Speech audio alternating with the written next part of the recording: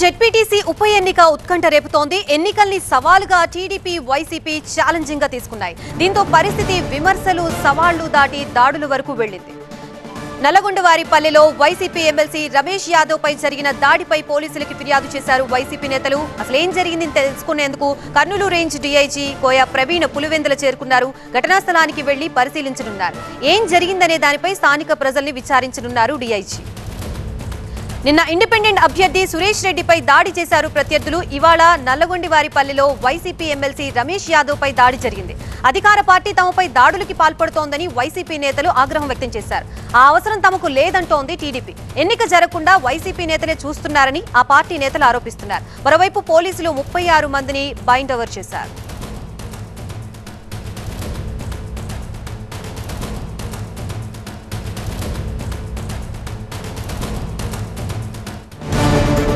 పులివెందుల ఉప ఎన్నికపై వైసీపీ నేత సతీష్ రెడ్డి కీలక వ్యాఖ్యలు చేశారు. తమ పార్టీ కార్యకర్తల ఆత్మస్థైర్యం దెబ్బతినేలా ప్రభుత్వం వ్యవహరిస్తోందని అన్నారు. తమ ప్రభుత్వం అధికారంలో ఉన్నప్పుడు దాడులు జరిగాయా అని ప్రశ్నించారు. జెడ్పీటీసీ ఎన్నికలో గెలిస్తే చంద్రబాబు, లోకేష్ కి కిరీటాలు వస్తాయా అని ప్రశ్నించారు సతీష్ రెడ్డి. చంద్రబాబు నాయుడు గారు ఒక ఎలక్షన్, ఒక జెడ్పీటీసీ ఎలక్షన్ నువ్వు అరాచకాలు చేసి గెలిస్తే నీకేం కిరీటాలు రావు. గుర్తుపెట్టుకో లోకేష్, నువ్వు ఏమైనా ఒక జెడ్పీటీసీ గెలిచి ఇదేదైనా చేసినంత మాత్రం నీకేమి మనులు మాణిక్యాలు నీ కీర్తిలో నీకేం కోహినూరు డైమండ్ రాదు నీ కిరీటంలో. ఎప్పుడైతే ప్రజలందరూ సంతోషంగా ఉంటారో, ఎప్పుడైతే నువ్వు చేసేటువంటి హామీలన్నీ నువ్వు అమలు చేస్తావో, ఎప్పటికైతే మంచి పరిపాలన నువ్వు ఇస్తావో ఆ రోజే నీకు మంచి జరుగుతుంది తప్పితే ఇటువంటి చౌకబార క్రీడలు ఎవడన్నా ఎంకరేజ్ చేసినా కూడా ఒక ముఖ్యమంత్రిగా ఉండే స్థాయి దీన్ని తిప్పికొట్టు. ఇదే అంశానికి సంబంధించి మనకి పూర్తి అప్డేట్స్ ఇవ్వడానికి మా ప్రతినిధి సుధీర్ సిద్ధంగా ఉన్నారు. సుధీర్, ఇటు వైసీపీ వాళ్ళేమో మాపై దాడి చేశారంటున్నారు, ఇటు టీడీపీ వర్షన్ ఏమో దాడి చేయాల్సిన అవసరం మాకు లేదు అంటున్నారు. యాక్చువల్గా పులివెందుల్లో ఏం జరిగింది, ప్రస్తుతం అక్కడ సిచ్యువేషన్ ఏంటి? ప్రజెంట్ అయితే పొద్దున జరిగిన దాడికి సంబంధించి వైసీపీ శ్రేణులంతా కూడా వైసీపీ కార్యాలయం నుంచి డీఎస్పీ కార్యాలయం వరకు నల్ల బ్యాడ్జీలతో ర్యాలీ నిర్వహిస్తూ ఉన్నారు. ప్రజెంట్ ఆ ర్యాలీ జరుగుతూ ఉంది.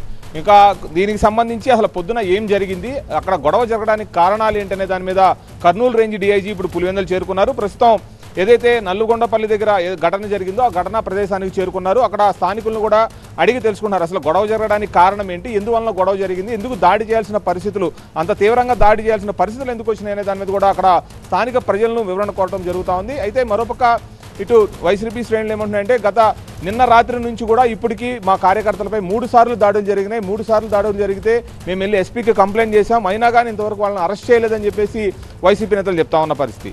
ఇటుపక్క ఇటు టీడీపీ నేతలు ఏమంటున్నారంటే మాకు రెచ్చగొట్టాల్సినంత అవసరం లేదు, పోలీసులు మాకు అవసరం లేదు, మేము పోలీసులతో ఏం రాజకీయాలు చేయడం లేదు, ప్రజాస్వామ్య పాలనలో మేము ప్రజాబద్ధంగా ఎన్నికలు నిర్వహిస్తున్నాం కాబట్టే 11 మంది ఇక్కడ బరిలో నిలబడగలిగారు. గతంలో లాగా మేము వైసీపీ చేసినట్టు నామినేషన్ పత్రాలను ఏమి చించట్లేదు, ఎవరిని ఏమి ఇబ్బంది పెట్టలేదు కాబట్టే ఇక్కడ ఎన్నికలు జరుగుతున్నాయని చెప్పేసి టీడీపీ అంటుంటే ఇప్పుడు present Pulivendula incharge BTech Ravi కూడా మీడియా ముఖంగా చెప్తా ఉన్నారు.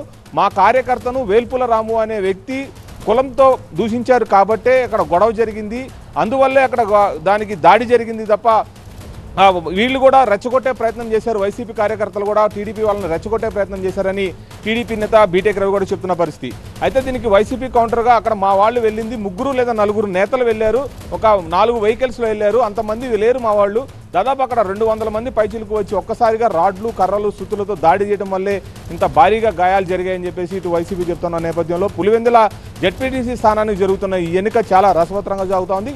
దాదాపు 4 రోజుల నుంచి ప్రచారాలు చేసుకుంటున్న ఇరు పార్టీలు కూడా 2 రోజుల నుంచి అయితే కొంచెం తీవ్రాన్ని పెంచాయి. నిన్న ఇద్దరి మీద దాడి జరగటం, ఈ రోజు ఉదయం ఎమ్మెల్సీ రమేష్ యాదవ్ అలాగే వేల్పుల రాము మీద దాడి జరగటం, వీటన్నిటి మీద కూడా ఇరు పార్టీలు ఎవరికి వారు విమర్శలు చేసుకున్న పరిస్థితి కనబడుతోంది. ఈ నేపథ్యంలో పూర్తిగా ఎన్నికలు ఏ విధంగా జరుగుతాయనే దాని మీద అయితే తీవ్ర ఉత్కంఠత నెలకొని ఉంది.